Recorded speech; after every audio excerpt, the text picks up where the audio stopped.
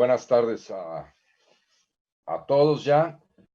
Vamos a tener con nosotros a la profesora Lucy Kimbell de la Universidad de las Artes de Londres.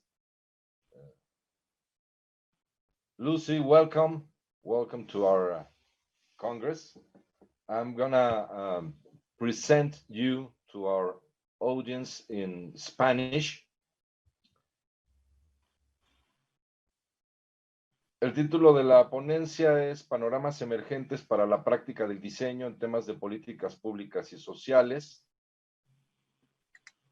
Y es comprender el panorama cambiante del diseño. Como objetivo, nos presenta el discutir las implicaciones de las nuevas ubicaciones para la práctica del diseño, abordando problemas de índole social y de políticas públicas.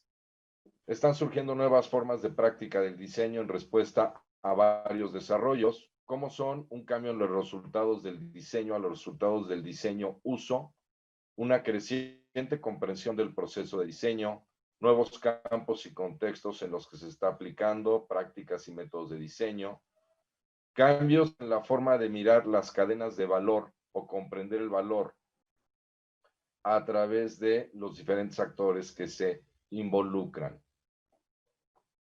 La doctora Kimbell labora en el University of Arts de Londres.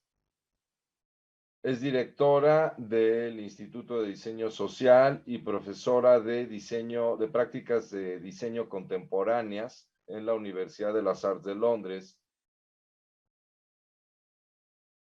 Y bueno, es una experimentada investigadora, educadora de alumnos de posgrado y da consultoría en diseño estratégico.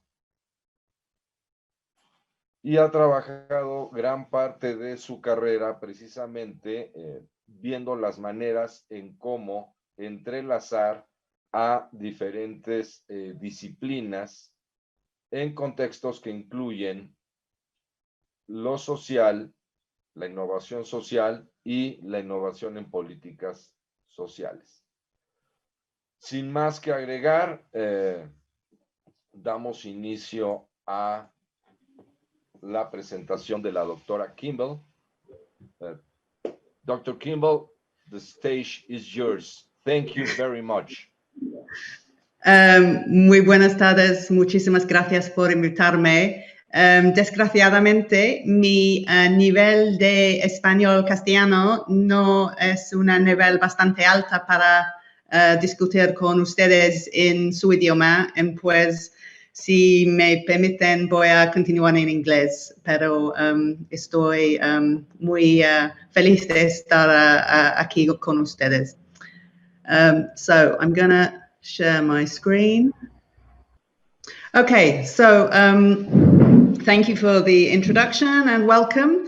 I'm going to give you a little bit of background about myself. Although I originally was educated as a mechanical engineer, I then worked as an artist, but then really have found myself working over the last 20 years in design, in particular digital design, interaction design and social design.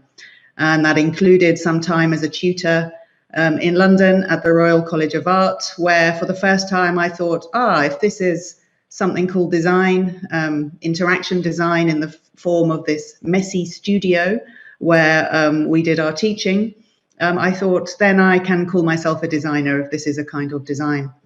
I then had an opportunity to work at the University of Oxford for 5 years as a research fellow, and then continuing until last year teaching one of the first classes on an MBA in the world in design thinking from 2005. And this is a picture from one of my MBA classes where you can see I'm trying to turn the classic lecture theatre into a kind of studio, sort of disrupting the logic of learning that is embedded in the form of the lecture theatre.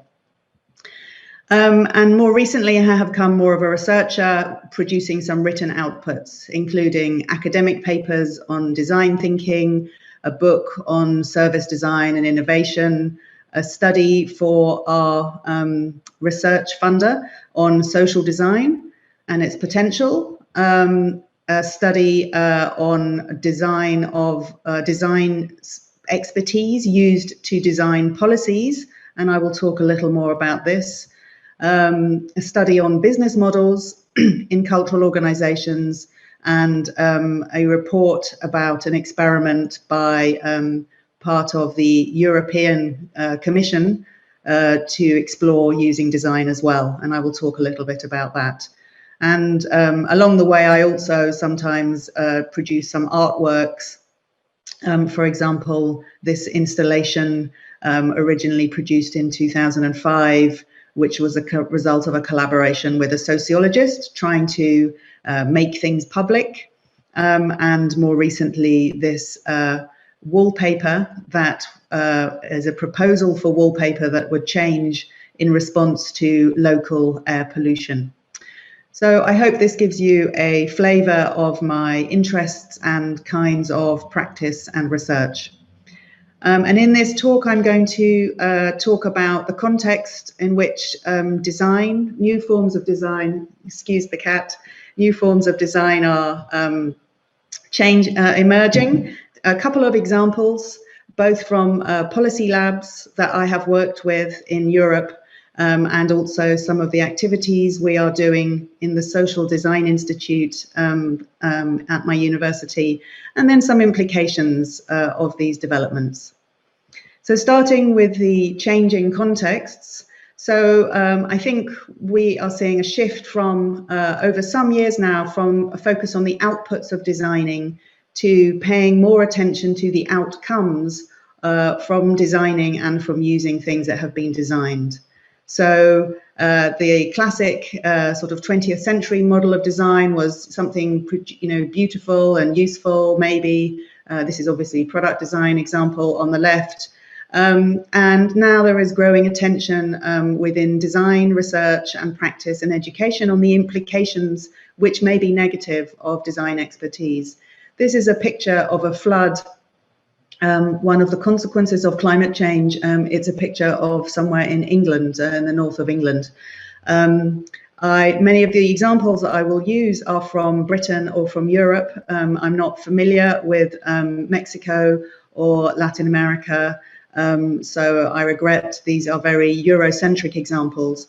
But I think when people in Britain experience the direct result of climate change in the form of extreme weather events, the lived reality of design decisions and consumption in which designers are implicated comes home very clearly.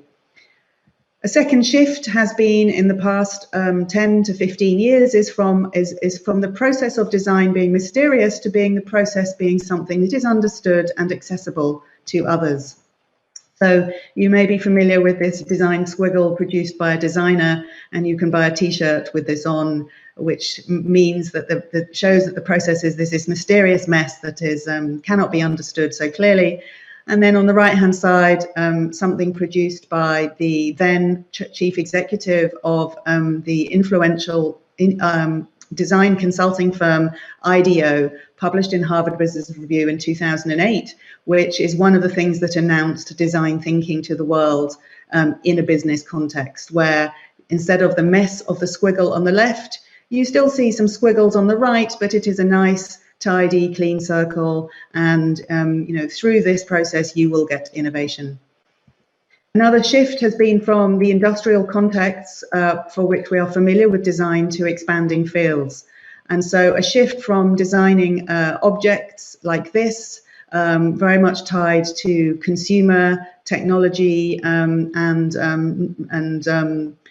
those kinds of investments, to new forms of public and social exploration of design. And here is an example in the Spanish language from a website and blog, Diseño Diaspora, which brings together Spanish-speaking researchers, design researchers, who are reflecting on the different contexts in which they are using design, which are often public and social and sustainable.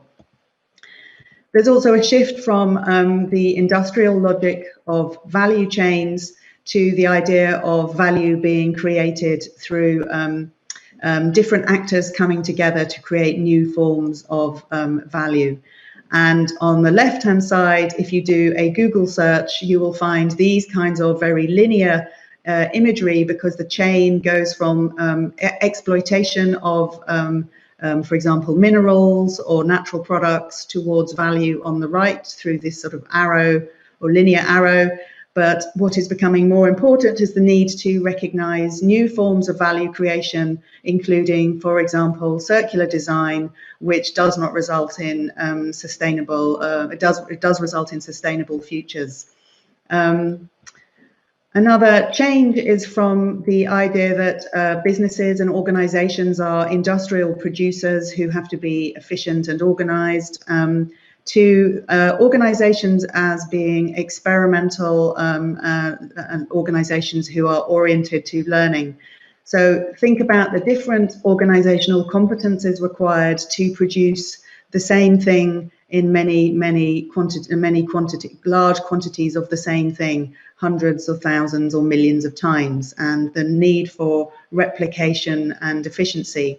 And think then, instead of the kind of organizational competences required to continue learning and collaborating, as came up in the previous discussion with Sunand. And this image is from Twitter. It's from a workshop that is run by basically some volunteers called GovJam, which takes place annually, where public servants experiment together on a defined project, working together to try out new things quickly, and using often design-centered methods. One of the other changes we've seen in the last 10 years or so is a shift from ignoring the politics inherent in designing to actually more explicitly addressing inequalities. And so if we take, again, that object, a sort of classic industrial design object, the costs, the sustainability costs and other implications of this are bracketed out, are hidden from our assessment of this kind of object. Instead, there are emerging forms of design practice which are centrally focused on reducing inequalities. And this example is one, a grouping called Design Justice, which is operating internationally, which is working with marginalized communities to center the designing of new solutions and approaches with those communities at the center. And finally, another development is the shift from the expertise of designers and a focus on that to expanding who has that expertise, including stakeholders and users having expertise. And so one example is that of the first is this is an image from Central St. Martin's, University of the Arts London, where I work, which is a marvelous and an exciting sort of cacophony of creative production by expert cultural producers. But on the right-hand side, this is an example of a toolkit which is aimed at people working in development and humanitarian context, using principles associated with design to open up designing to people who do not think of themselves as designers. So if we look at these together, we can see a shift in the context of design and designing and different forms of professional expertise and non-professional expertise and new kinds of practice emerging. And I'm now going to talk about a few examples of those that I am familiar with. The first is policy labs. And these have been developing intensively, really, in the last 10 years around the world. I'm familiar with some of the European ones, but there is also some, obviously in Latin America, there are also forms of policy labs. And if you look at this link on the right, this is a paper by Maria Ferreira and Andrea Botero in a special issue of a journal which I co-edited that was published in May this year, which specifically looks at Latin American public sector and policy labs. The image in the back is from a building in central London where our civil servants, our public servants are based, and where a team called Policy Lab that I worked with for 1 year through a research fellowship where they are based. They've actually now moved to a different building. And you can find out more about them on Twitter, where unusually they have an active presence as civil servants. When I worked with this team, there was really two or three people, and it was a very fragile setup. In the last few years, it has grown to about 20 people and had numerous connections with colleagues, their colleagues inside the British civil service, working with different kinds of policymaker. And this image is from the sort of grand building that sometimes civil servants in London have their meetings in. When I was there, I was not from this professional practice. I had this fellowship where I spent a year working with this team and helping them develop their practice, and then I've continued to be in dialogue with them. So this is the kind of, it's not all the meetings are in grand rooms, by the way. It's just this was the sort of strange historic one that one meeting was in. But there is the structures of how our public institutions work are very historically situated, which is why I guess I show this image. And it is hard for public administrations to develop new competences. But with this team, and there are other similar teams across the UK government and often connecting with other policy labs and innovators around the world. So with this team, they're trying to develop new ways of exploring policy problems and policy solutions with different internal and external stakeholders involved in policy and also in the delivery of policy in the form of public programs, public services, and also working with other bodies to do regulation and so on. So this image comes from a workshop, a 2-day workshop I helped co-organize with the Policy Lab team, where we tried to work with civil servants to create a new form, which we called the policy sprint, which took a particular policy area and brought together civil servants to work differently. That led to then various developments going forward.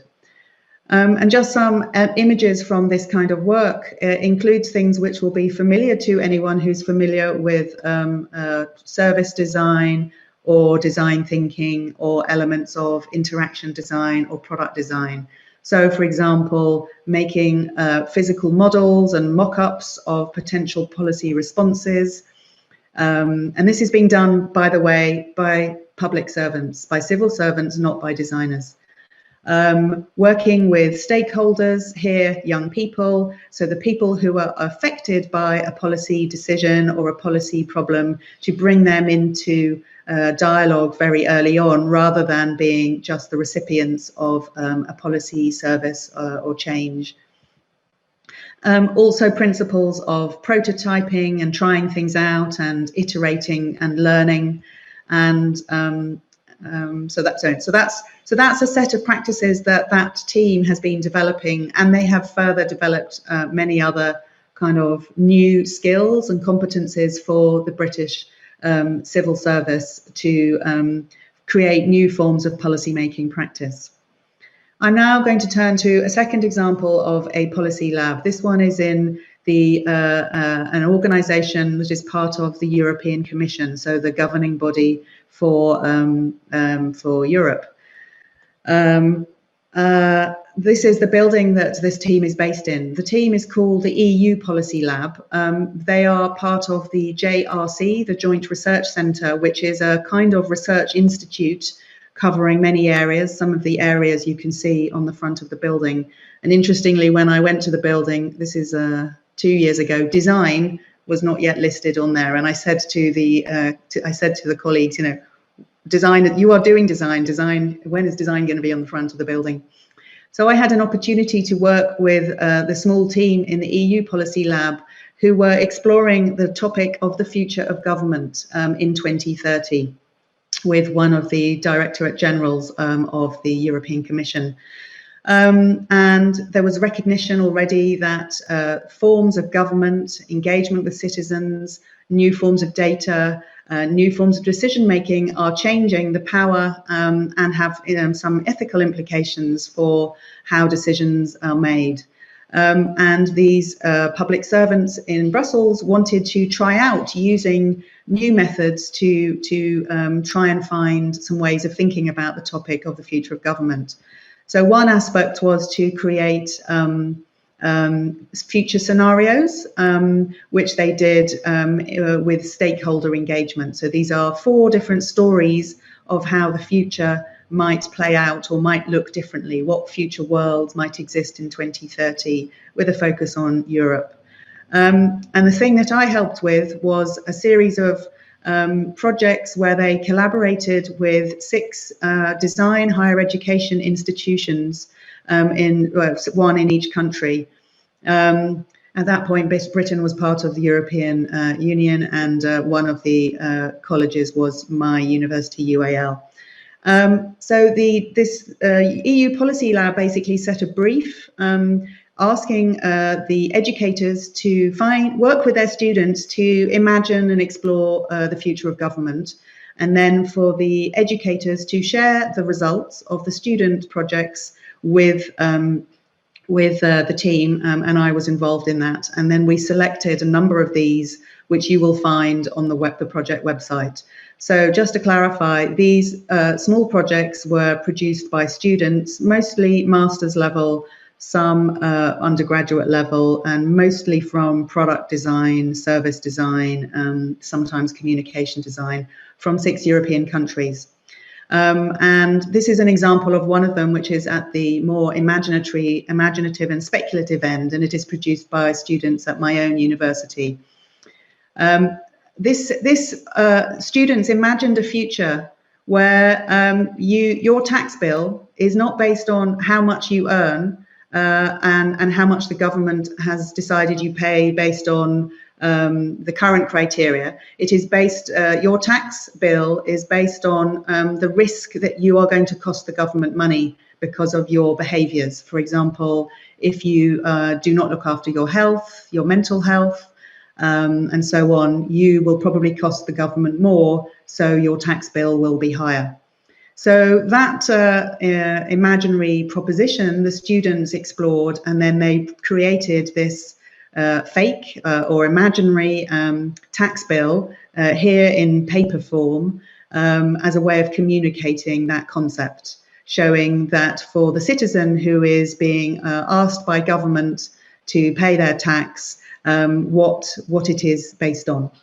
So this is an example of government here, the European Commission, their team, the EU Policy Lab, forming a collaboration with leading design schools in Europe to activate and access the capacity of design students supported by their tutors to explore this very complicated topic that affects all of us, which is the future of government.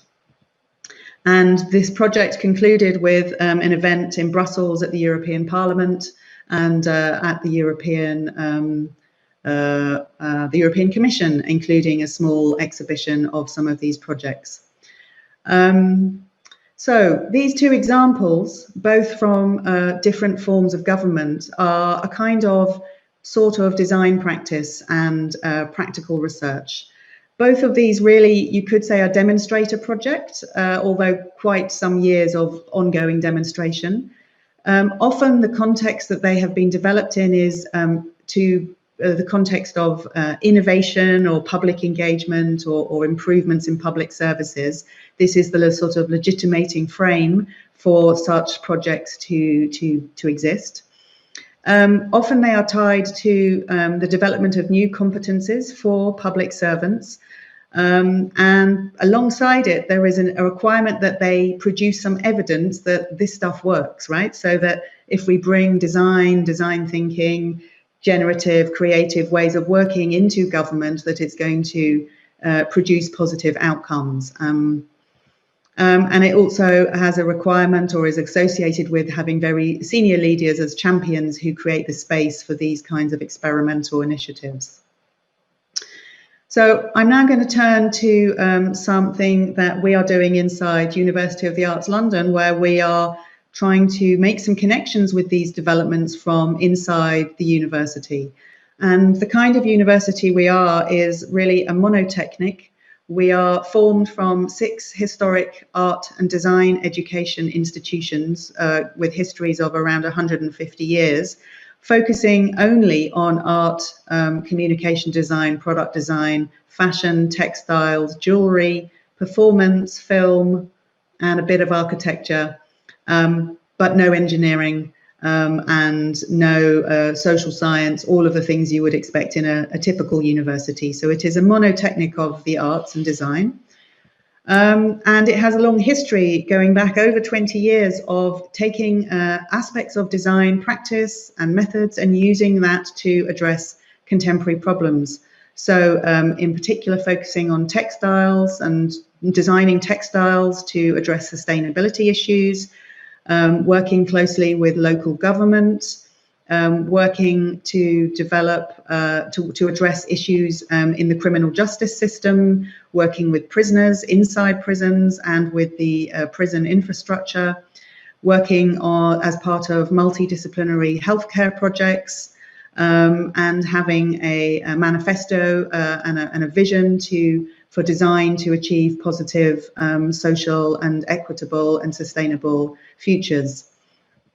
So there's a long history of these things in our university, and the Design Institute will be forming over the next year or two to bring some of that together and to build up and amplify some of these developments.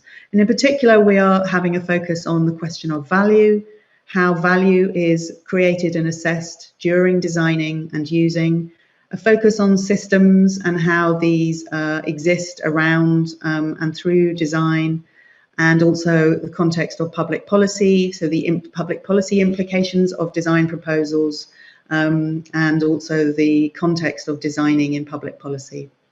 So we're at a very early stage of these developments, but just a few examples. One of my colleagues focusing on our value theme is evaluating one of the projects that the university has at the moment, working closely with a local community centre that is using the creative practices to try and support place-based change. So we are supporting with the evaluation of that. So we have a better understanding and a better story about how cultural universities like ours and design can lead to positive place-based change. A second project that we are working on is addressing the very present issue of knife crime in all of our cities. And there are many factors for why knife crime is a problem. And in particular, it is a racialized problem where young black men who are predominantly the victims of knife crime are also predominantly seen as the problem that has to be fixed. So as part of that project, we have been working with our colleagues in the Design Against Crime Research Centre and with a local radio station that is run by young people, where they have direct and personal knowledge of knife crime and its consequences, to try and have a deeper and richer systemic and contextual understanding of knife crime and shift it to, instead of being a problem of crime, to shift it to being a public health problem. A couple of other projects, we are working with management scholars and law and accountancy firms to try and understand new forms of professional practice that are emerging as a result of AI. So this is an example where we are taking a kind of sort of design thinking methodology to work with law firms and accountancy firms to help them prepare for the total changes in their markets that might come from AI, so that they can be prepared for that. And as an example of that, we have created some future scenarios, again, of 2030, where we help the lawyers and accountants understand what that future might look like. Not in a way that is predictive, to say this will happen, but in a way that says, here are some things that might happen, to help them develop, explore the strategic implications and develop their own decisions, sort of frameworks for decision making.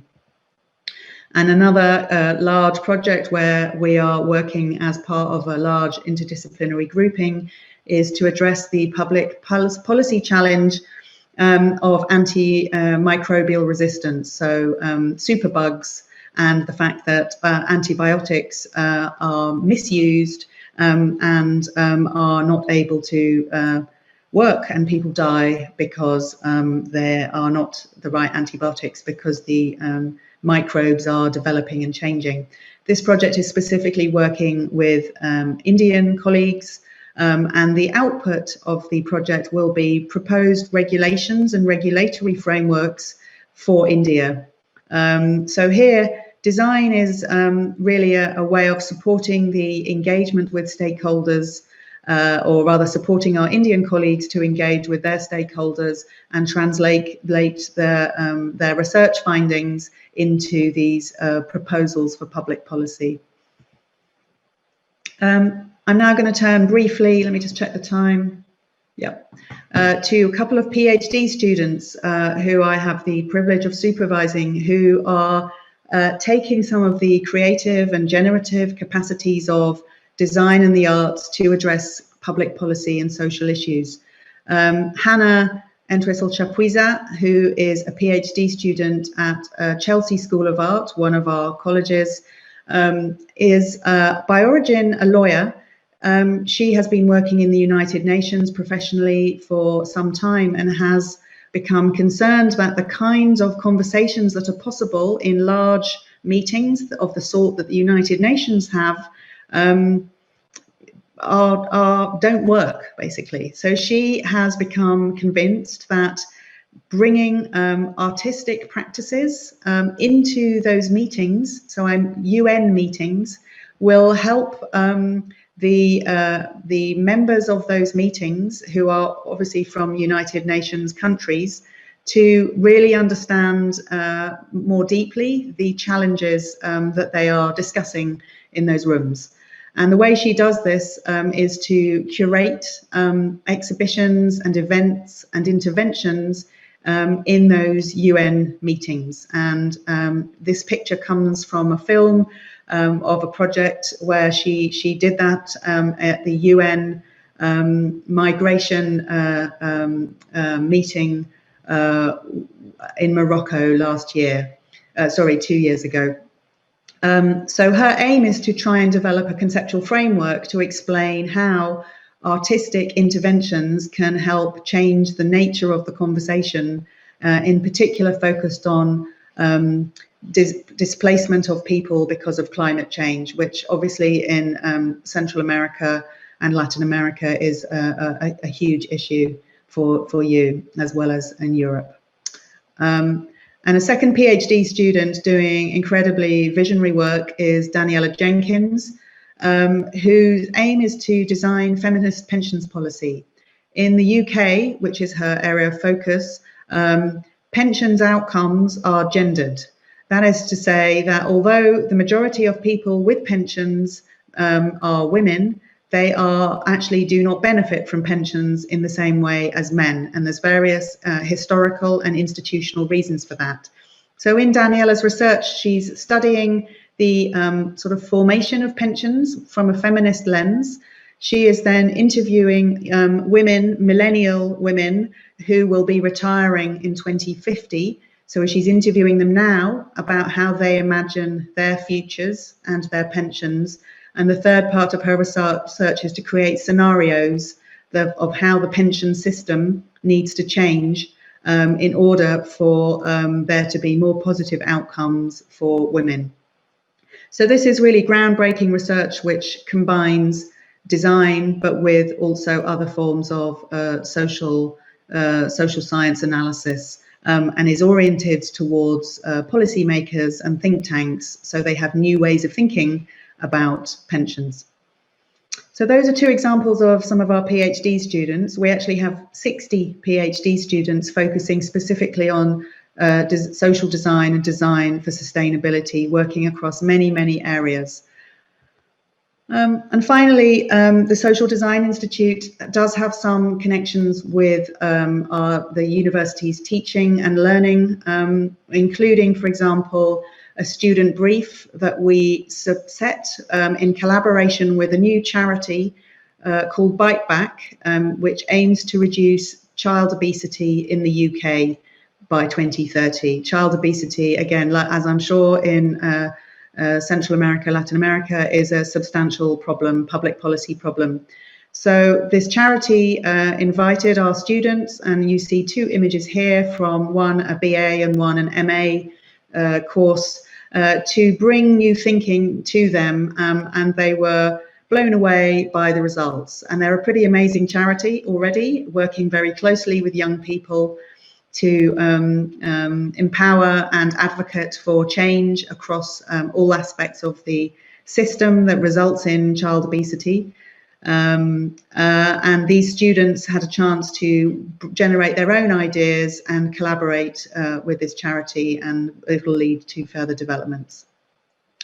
So through that, I've given you a sense of the types of projects that our own small institute is doing, trying to take the opportunity of working and developing these new forms of design practice and new kinds of partnership. And underpinning these, I would say, there are diverse accountabilities to society. Although in the UK, students are a kind of consumer, they pay fees. At the moment, actually, I shouldn't say anything political. Anyway, the students pay fees, and so they are a kind of customer. But I would say there is a recognition that the design institutions have a responsibility to society and to charities and others that we can and should work with. Increasingly, these are based on very porous boundaries between our university and the kinds of organisations we work with. We involve that they're sort of centred on mutual learning and recognising that's with diverse participants. And there are particular kinds of drivers for this and constraints on doing this, which we are trying to understand and grapple with. Oh, and finally, yeah, it also requires senior leaders to make the space for these kinds of developments, the space and also investment and time. So finally, just some implications of these developments for those of us who have different roles. In educational institutions, I think there's an opportunity to develop porous boundaries, to work with partners, to have deeper engagement through knowledge and through research and knowledge exchange. So the examples I've shown you both come from funded research, as well as what we call in the UK knowledge exchange, so kind of collaborative learning. And then also, as came up in the previous presentation, the idea of microcredit. So recognizing that if you are working with local community members or people from a local charity, or indeed local government or civil servants, that they have their own ongoing learning, and the university could provide a kind of accreditation for that, which might support them to have something more formal if that's what they wanted.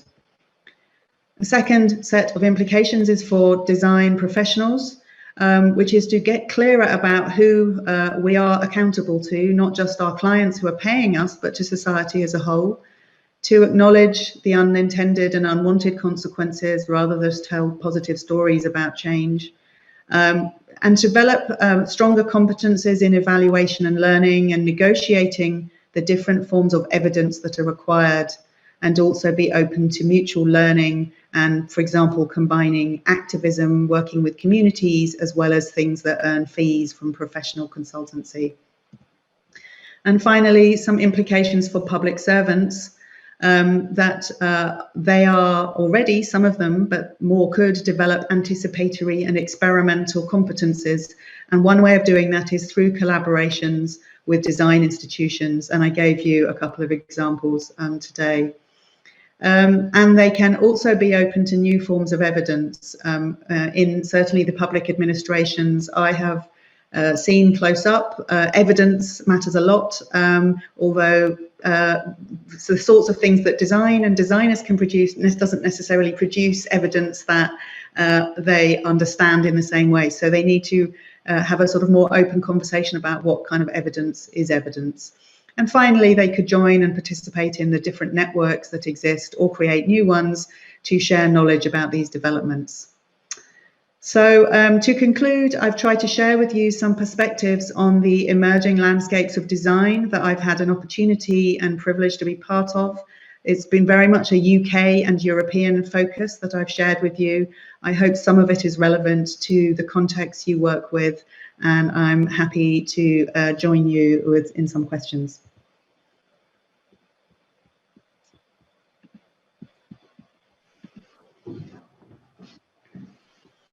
Well, enlighten how you are working with design in creating not just a better way to communicate the policies, but to creating the policies. It's very, very interesting.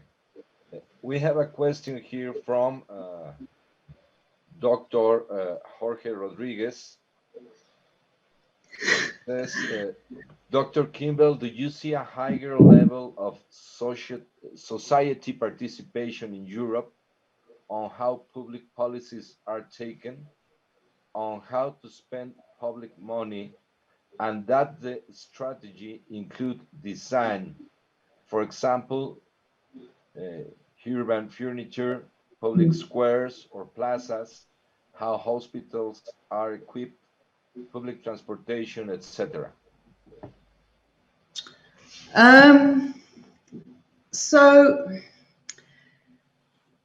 It's very difficult to generalize about Europe because it's very diverse, 27 countries that are in the European Union and other countries that are not, including my country.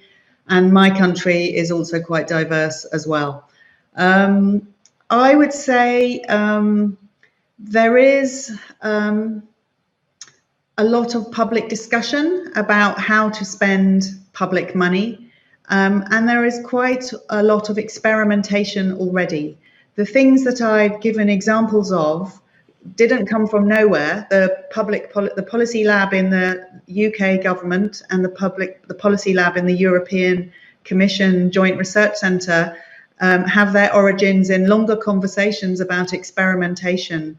And alongside this, there's other developments in open data, data science, behavioral insights, questions about new forms of democratic involvement with citizens. There's sort of multiple levels of experiments, multiple levels of government.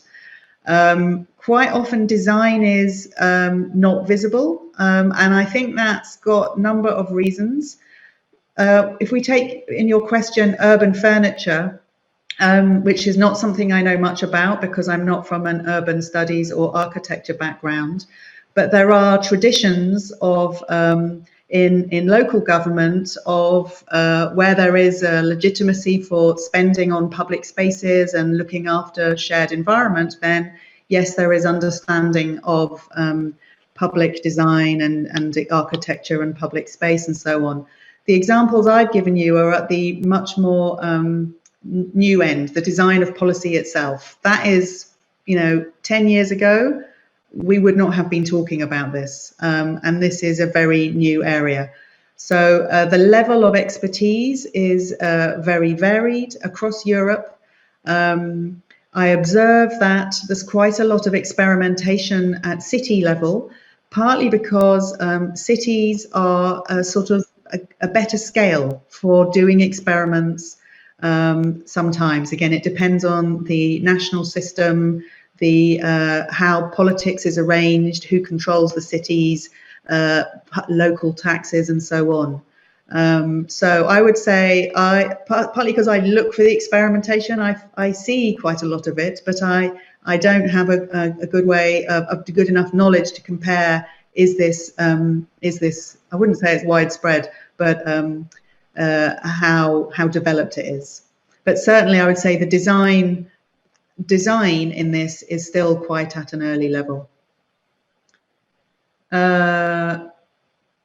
Okay, and then your question, the second, I'm looking at the second question about comparing designers. Yeah. So Because what I've tried to show you, including with the pictures, is that the kind of practical projects that some of these civil servants, public servants are trying to do are opportunities for learning. So the designers that we are educating can be a resource and also use those as opportunities to learn if there are porous boundaries and there are public servants who are willing to have a dialogue and do an experiment by setting a brief, for example, and learn from working with students. So the students don't need to wait till the end of their studies to develop these specific competences. They could be built in already through collaborations. And the question about generation of specialists, I think we need both. I have spent 15 years thinking about and writing about and teaching design thinking, and in a way it's premised on the idea of it's sort of a generalized method associated with designers or some kind of designers that in theory anyone could do. I'm not sure anyone can do it, so we need specialists who have expertise in the sort of innovation processes and a part of a culture of experimentation. And we still need specialists who can design amazing graphics or videos or animations. So I think we need both. But I think the kind of educational pathways should give students opportunities to try things out and fail and realize learn that something is not for them, right? That they are not going to work effectively with public servants because it's not for everybody.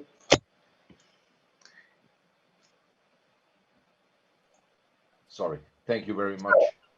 Is there any more questions, Claudio? Yes, I have a comment or question. However, Dr. Lucy would like to take it. I would like to have a couple of precisions before about what is in fact a policy lab and what are their aim and of course their reason why. It's okay. It's a very new way of doing things and a very new concept. So I would like just for the audience to get a better comprehension about what is a policy lab. Yeah, so I think there are different forms. And if you look at that article that I put in the slides and the references, you will see quite a lot of range of examples. Some of them are in central government, some of them are in local government, cities, some of them are actually outside government, so they're not part of public administration, but they are calling themselves a policy lab, but they are working in partnership. And there are also specialist consultancies who have developed these skills and work with public servants as consultants using these design skills to support them. So there's a whole ecosystem and also some sort of learning, and training organizations already. But what there isn't is an evidence base that's really systematic to try and understand. Some of the policy labs have a strong focus on data, open data, and just data science and behavioral insights. The ones that I look at more are the ones trying out design. And some of them do all of that and some of them don't. So for example, Policy Lab, who I mentioned in the UK, their overall focus was design, digital and data, but predominantly what they were doing was working through a design methodology. So they weren't designing public services, they were working with civil servants who were trying out new methods. For example, commissioning ethnographic studies of the people whose lives they were aiming to intervene into and change through policy. Some of the policy labs, like the EU Policy Lab, which, as I mentioned, is already located in a research institute in the European environment. So they are already researchers. They are slightly different. So their job is to produce guidance and insights for the policymakers inside the European system. But the EU Policy Lab team specifically focuses on competent foresight, so futures and foresight. They have some work, I think, on behavioral science, and they have some, a little bit of a couple of projects, or 2 or 3 on design. So these are, you know, they're all trying out, all of them. They are trying out new things, and some of them have longer histories, and they don't all last for long, right? They're actually quite fragile because they require, they're quite small compared to the environment they're in, and they have to find new ways to kind of legitimize themselves. So their aim is to produce often new insights for the policymakers who are developing some kind of policy or proposal or way of working, and the topics are extremely diverse that they work on. Okay, well, here in Mexico City, we were named the World Design Capital. Maybe surely you are aware of that WDO project. And we were meant to be if I remember correctly, it was 2018. And around it came to be this Mexico City lab. And now I getting to understand the function, the utility of that institution. I don't know right now if they are still working or not, because there wasn't that much spread out of information or promotion about the lab itself. But I guess it fits into what you have just defined us as a lab, and the aimings and the objectives of this type of organization's existence. So, well, it's quite interesting. Maybe we have had just one and almost nobody noticed it. So I guess it's a lot of work to do inside the college. Our college, on the other hand, and I'm bringing this about because especially our school has always aimed, since we are quite a young school. We have almost 50 years of the whole university to be created. And since the very beginning, the design speech has been around the uncolonization, to decolonize the European influences. So I would like you to talk to us a little bit more how this structure, in just one example, for example, how the design lab, or I mean this policy lab, can come to be alive in order to promote the creation, but creating at the same time our own Latin American model. Could it be possible?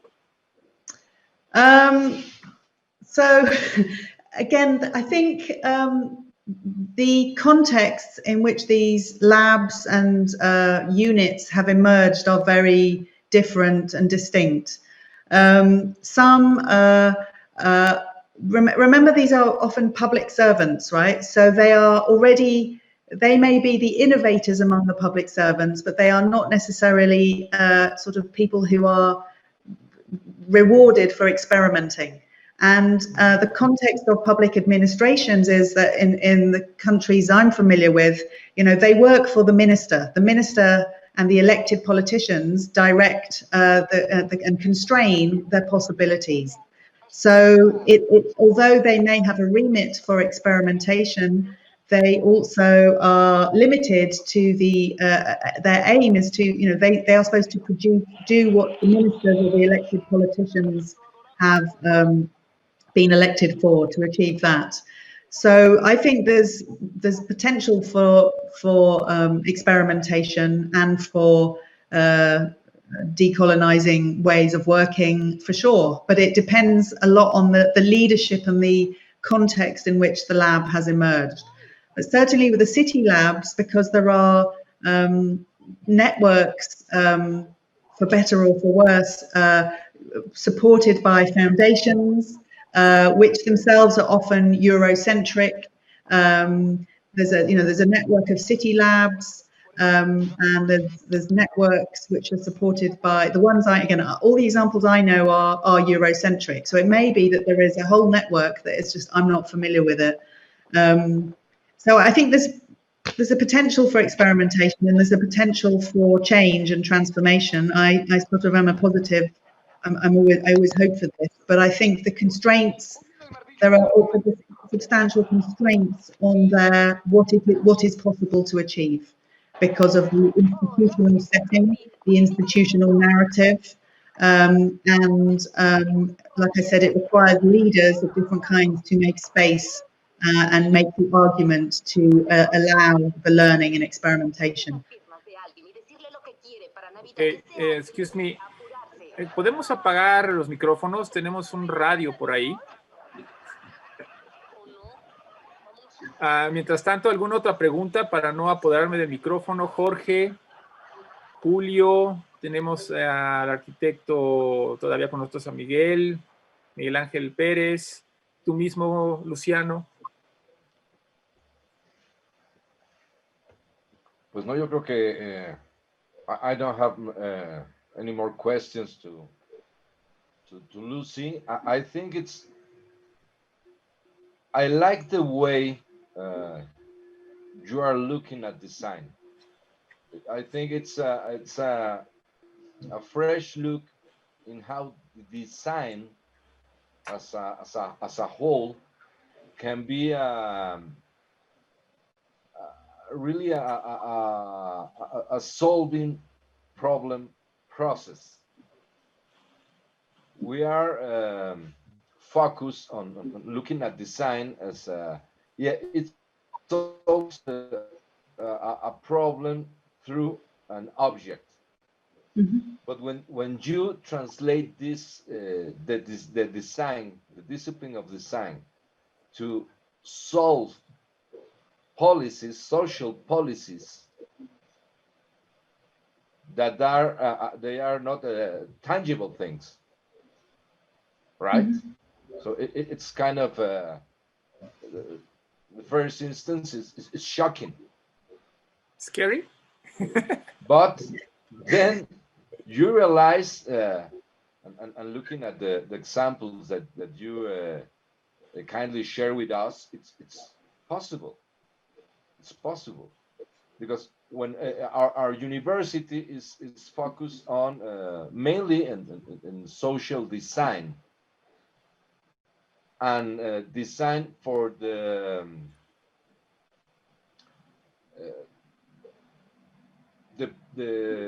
poor levels of our society, and I think that at some point it's a misconception, because what we are trying to provide them is with objects. Mm-hmm. And I think they need no more objects. They need, well, objects are always welcome, but there are things that are more important than nice looking objects, like policies. Yeah. And I think it's great. Yeah. It's a way that we have to think about it and look how to put this in working here in Mexico. Yeah. Yeah, I agree with what you're saying. The one thing I would add is that policies may be intangible, but they have tangible effects. They result in a decision to build this here, but not there, to tax this and take this money and put it here, this school, this hospital, this program, etc. So they're very tangible, but they are also hard to grasp. And actually, one of my PhD students, a different one of the things she has been doing is working in the area of housing policy with people who are tenants, social tenants, so they are in public housing, sort of. And she found she was using design methods to try and help them connect the problems they had as tenants with a desire to change the housing system to be more fair, right? So that their problems could be more visible to policymakers. And in a way, it didn't quite work. some of these translations about what is somebody's problem and why it's their problem are difficult sometimes are difficult to connect, even though the problem may be in government and because of 50 years of policy to do housing in this way and not that way. It's difficult sometimes for people who are dwelling in the problem and suffering from the consequences to actually understand and link that their lived experience to that policy problem.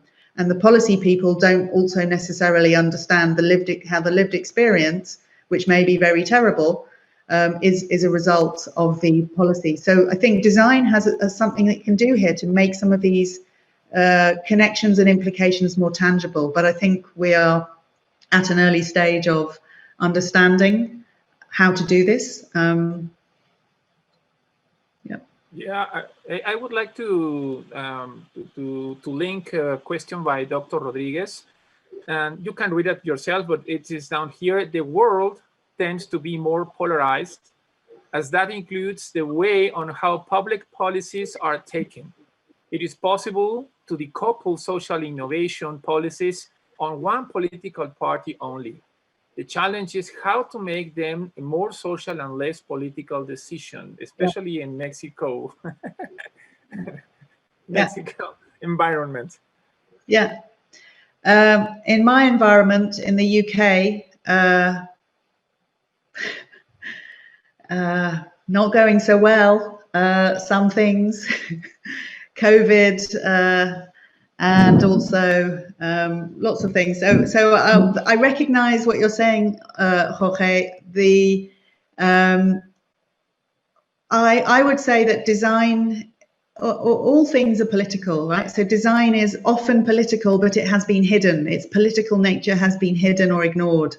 And in the current world of climate emergency, inequalities, migration issues, mental health of young people from social media,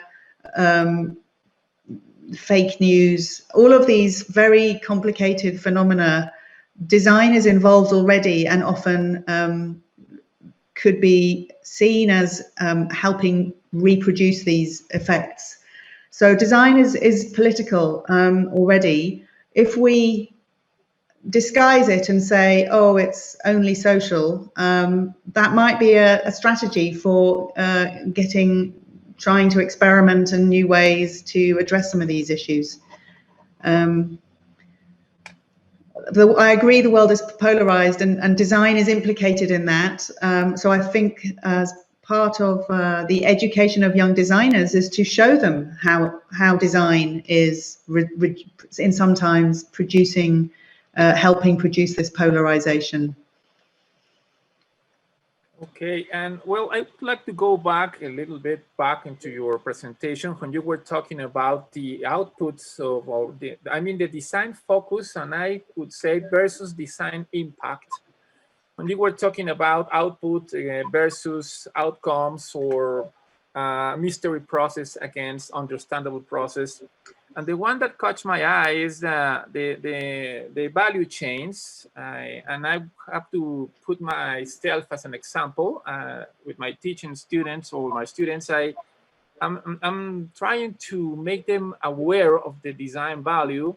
And I talk them and I try to make them believe and realize that they are inside a chain of value chain. But now you talk about constellations. Which is the evolution path from a value chain to a constellation chain? I mean, a value constellation. Yeah.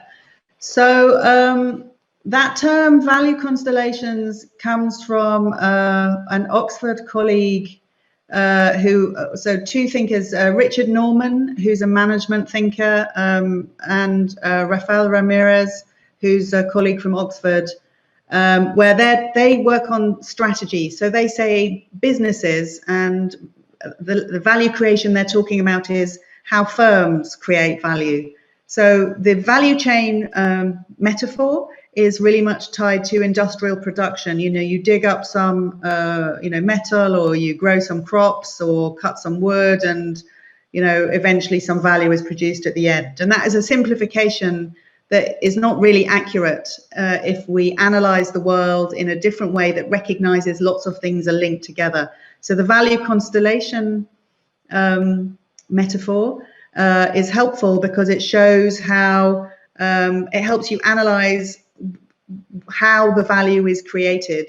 And you seem to be suggesting that design can create new kinds of configurations or constellations. And I would agree. Innovators put new things together in new ways, and design can do that too.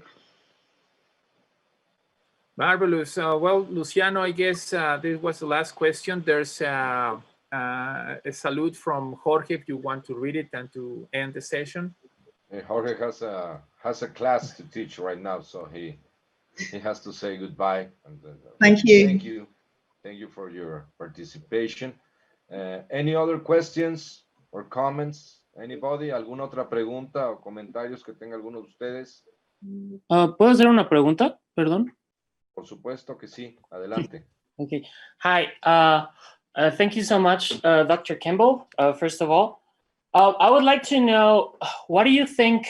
Do you believe that in the current climate, and I mean like the social climate after COVID-19, that policymakers will maybe start to pay more attention to what experts have to say about policy in terms of health, but also in terms of design?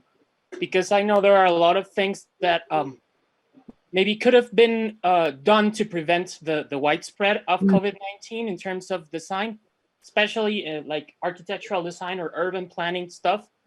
So I don't know what your thoughts are about that. I think we're going to spend the next 50 years trying to understand what has happened, what could and should have been done. So I think there's potential for different forms of design, expertise, and also the nature of exploring and generating and testing solutions throughout COVID, both the health responses and also the government and other responses, for example, in support to businesses and communities. In the UK at the moment, we are experiencing now the second wave. The public health officials were predicting this and advising the government what to do some weeks ago, and they didn't do it. So now we have numbers rising and new restrictions, and so I actually don't feel able to even think about what design could do, because this country I'm living in is although it's a rich country, it's a country with relatively strong democratic institutions. It is a country with a very good scientific base and public health system. So, but it is not doing well. And the effects of the pandemic are extremely unequal, and in particular, much disproportionately falling on people of color, Black people, people of color, people who are Asian, people with disabilities. And the data shows us this, and it is not being addressed. So design, I think in my country, in my colleagues, and we are all sort of in shock, actually. So I don't have a better answer than this. Maybe in 50 years. I have a follow-up question. Go ahead. So I just feel that a lot of design policy and everything is predicated upon the idea of being able to predict. And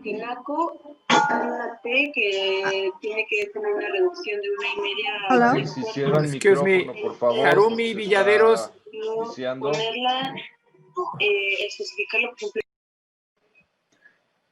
Okay. Thank you. Continue, Nita. Thank you so much.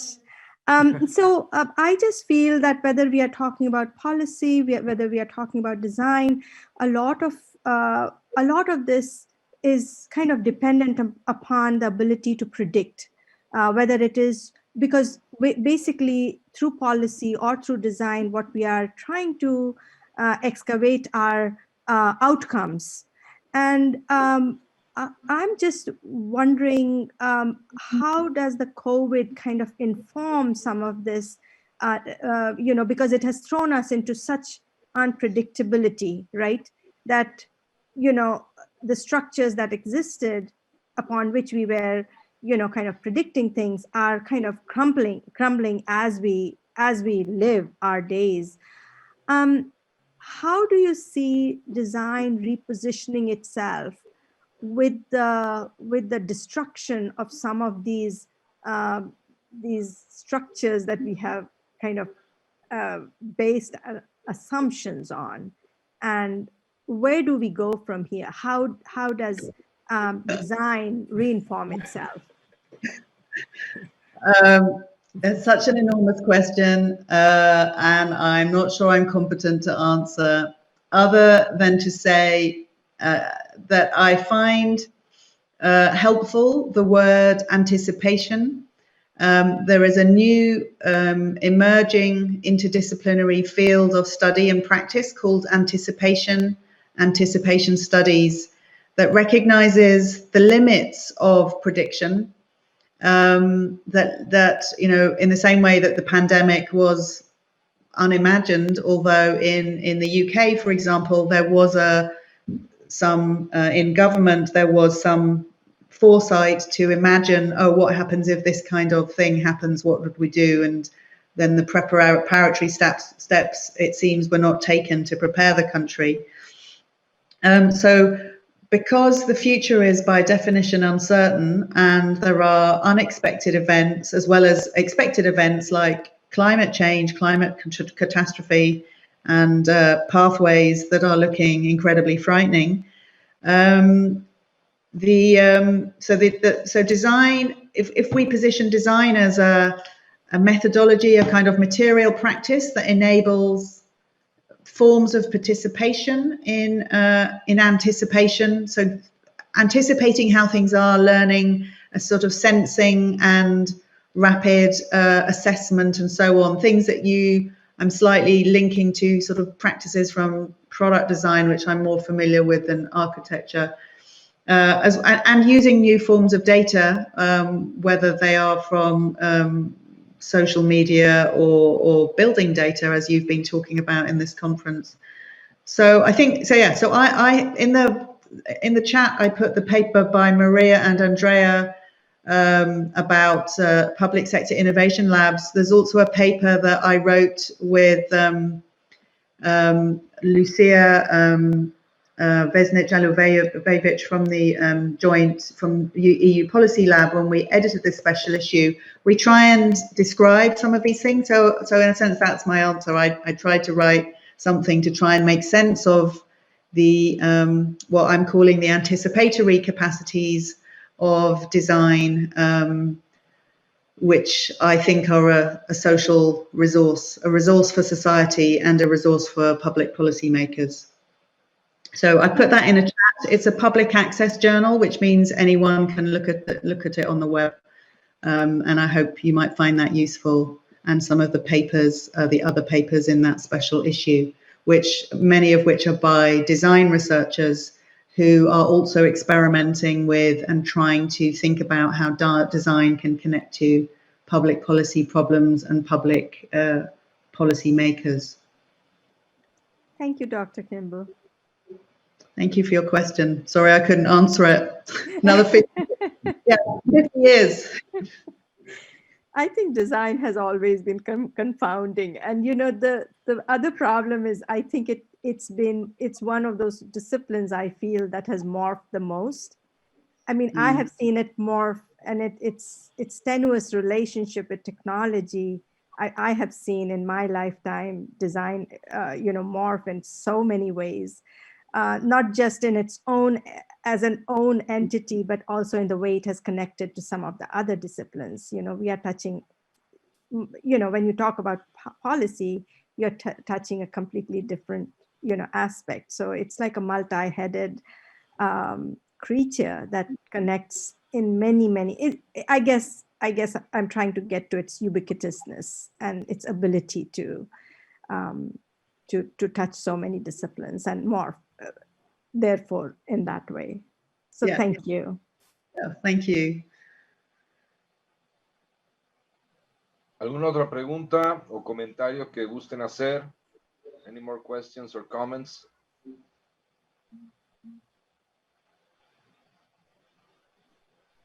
Claudia, we'll leave you to make the closure of this lecture. Well, first of all, I would like to especially thank Dr. Lucy, because I didn't knew her. I was referred to her by a colleague, and the first mentioned that the third thing that she told me as she read my invitation was, I don't know if my team is going to be eligible for this Congress structure, because I don't see anything related to policies, which is my area of experiences.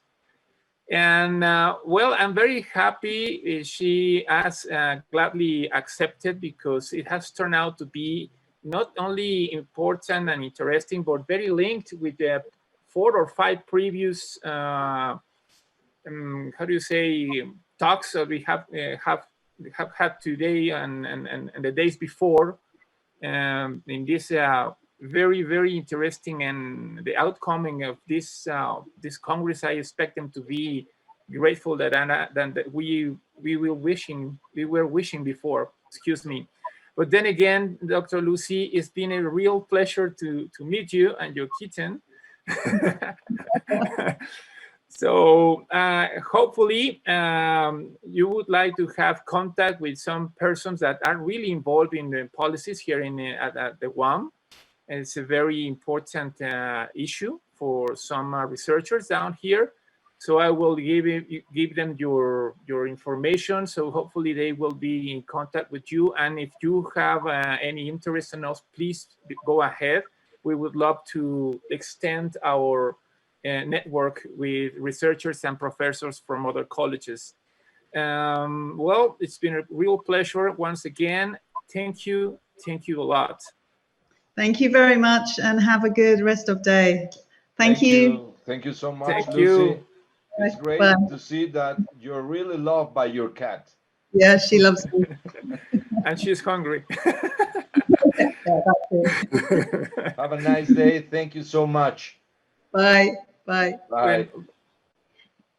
Lucy, if you want to hear Soul Jazz tomorrow, it will be also a very interesting lecture. So hopefully we'll see you again tomorrow at 12 o'clock Mexico City time. Yeah, also I will try. Okay.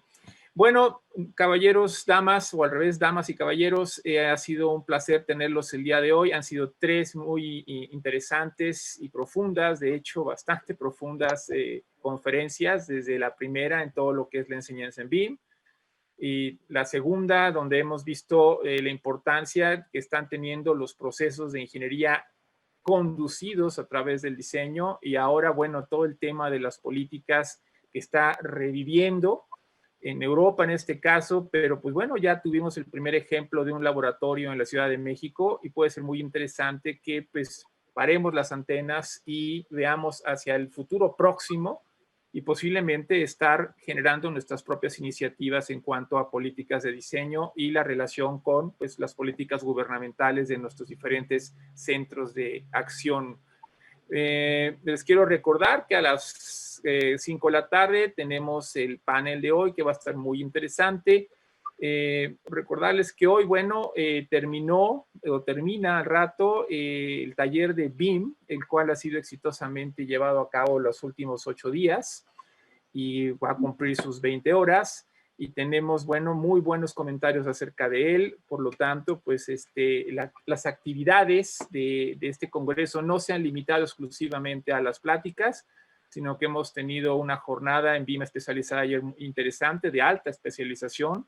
Y tenemos además, recuerden, las 3 exposiciones digitales, 2 de fotografía y 1 de pintura, las cuales les invitamos no solamente a verlas, sino a publicitarlas, a difundirlas, para que, bueno, cumplamos con esta parte de la difusión de la universidad en cuanto a conocimiento y cultura.